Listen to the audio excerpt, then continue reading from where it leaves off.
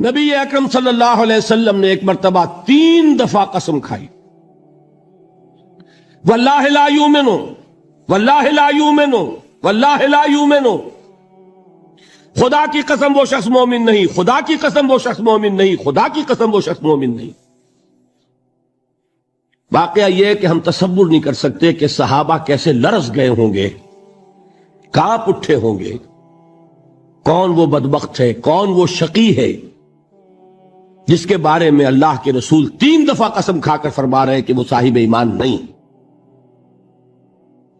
قیل من یا رسول اللہ، کسی نے ڈرتے ڈرتے پوچھا ہوگا اے اللہ کے رسول کس کے بارے میں ارشاد فرما رہے ہیں؟ اب جواب سنیے، الذی لا یامن جارہ بوائقہ، وہ شخص کے جس کی ایذا رسانی کی وجہ سے، جس کی بدخلقی کی وجہ سے اس کا پڑوسی امن میں نہیں ہے۔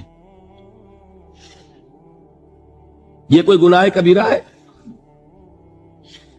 آپ کی فہرست میں تو گناہ ہی نہیں، کبیرہ کیا سوال، صغیرہ بھی نہیں۔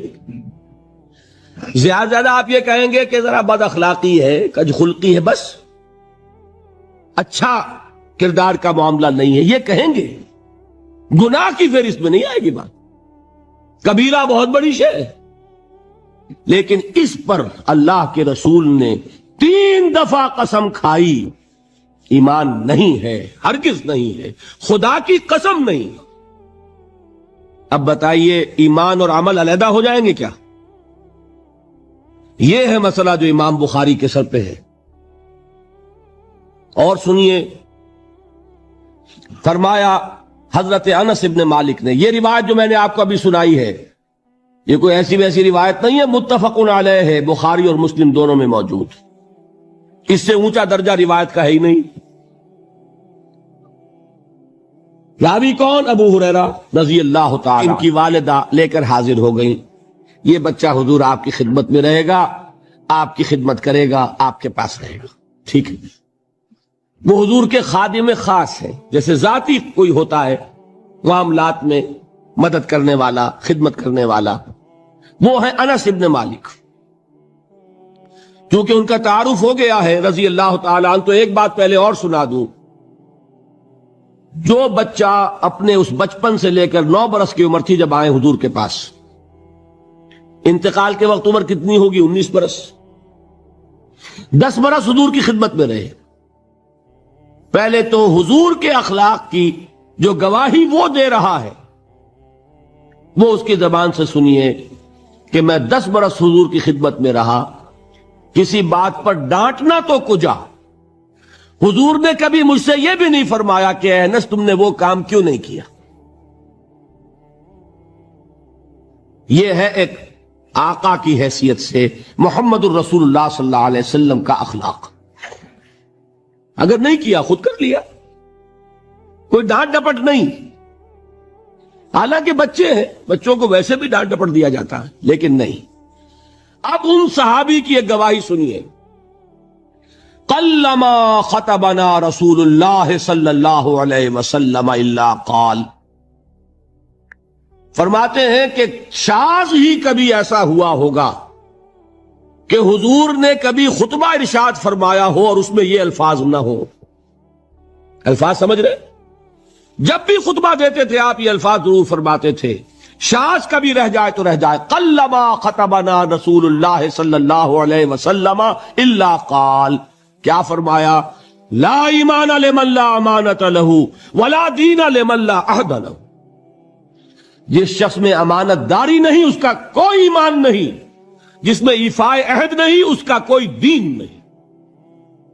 بنا پھرتا ہو وہ دیندار، بنا پھرتا ہو وہ صاحب ایمان اور امتی حضور کا، امانت داری نہیں تو ایمان نہیں، ایفاء عہد نہیں تو دین نہیں۔ کس کا فرمان ہے؟ کسی آج کے زمانے کے مفتی کی بات نہ سمجھ لیجئے گا کہ جس کو آسانی سے آپ چاہیں تو رد کر دیں، یہ محمد الرسول اللہ صلی اللہ علیہ وسلم نے فرمایا۔ اور سنیے پھر ایک متفق علیہ روایت بخاری اور مسلم کی، راوی پھر کون ہے؟ ابو ہریرہ رضی اللہ تعالیٰ عنہ۔ فرماتے حضور نے ارشاد فرمایا لا یزنی الزانی حین یزنی وہو مومن ولا یسرق السارق حین یسرق وہو مومن ولا یشرب الخمر حین یشرب وہو مومن.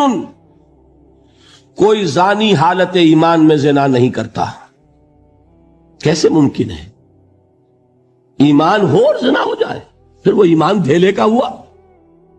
کیا قدر و قیمت اس ایمان کی؟ وہ تو اٹھا کر پھینک دینے کی چیز ہے. ایمان اور اخلاق پہ اثر انداز نہ ہو، ایمان اور کردار کو نہ بدلے، ایمان اور عمل کو نہ بدلے تو کس مرض کی دوا؟ پھینکو اٹھا کر. نہیں ممکن کہ ایمان ہو اور زنا ہو، نہیں ممکن کہ ایمان ہو اور چوری ہو. لا یسرق السارق حین یسرق وہو مومن. کوئی چور حالت ایمان میں چوری نہیں کرتا، کوئی شرابی حالت ایمان میں شراب نہیں پیتا. ولا یشرب الخمر حین یشرب وہو مومن. کوئی شراب پینے والا وہ مومن نہیں ہوتا جب وہ شراب پی رہا ہوتا ہے، اس وقت اس کے دل سے ایمان نکل جاتا ہے. اب دیکھیے یہاں کیا میں نے کل بتایا تھا نا، مغالطے کیا ہو گئے؟ مغالطے یہ ہو گئے کہ اس کو سمجھ لیا قانونی بات. یہ قانونی بات نہیں ہے، وہ قانونی ایمان کی بات نہیں ہو رہی، یہ حقیقی ایمان کی بات ہو رہی. قانونی ایمان کی بات ہو تو یہ کافر ہو گیا. پھر کافر نہیں ہے. قانونی ایمان کا دار و مدار قول پر ہے. یہ وہ حقیقی ایمان ہے، قلبی یقین والا ایمان. اس کے بارے میں فرمایا جا رہا ہے وہ دل سے نکل جاتا ہے تو گناہ ہو سکتا ہے. ایک اور حدیث میں حضور نے اس کو اور واضح کر دیا. جب کوئی شخص